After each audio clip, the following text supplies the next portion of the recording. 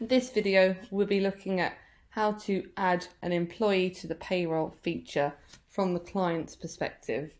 From your practice's perspective, if your client already has an established payroll, you'll probably want to get them set up with their existing employees, in which case you can use the bulk upload employee feature.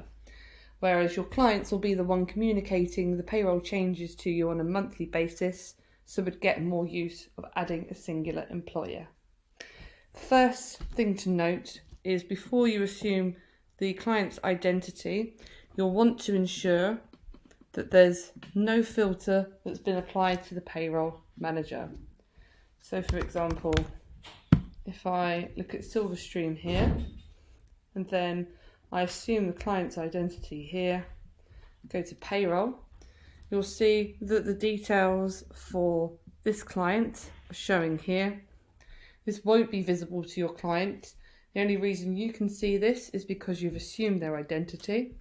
So simply return to admin user, clear the filter, and then you can come back to this section and assume identity.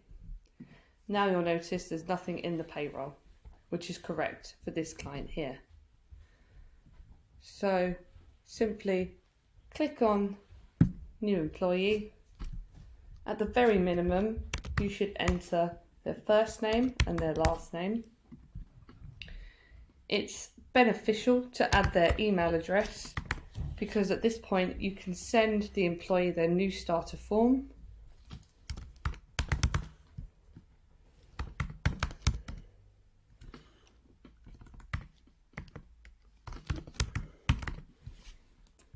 Fields that the employee cannot access are their normal working hours and their annual gross salary. So you may want to fill these sections in advance as well. And then press create. When we go back, you'll see the status is waiting for information. The status will remain as such until one of the following events happens. Either payroll changes are added, in which case they'll become updated, or the onboarding form has been filled out by the employee, or lastly, they've been manually marked as processed by you as a practice.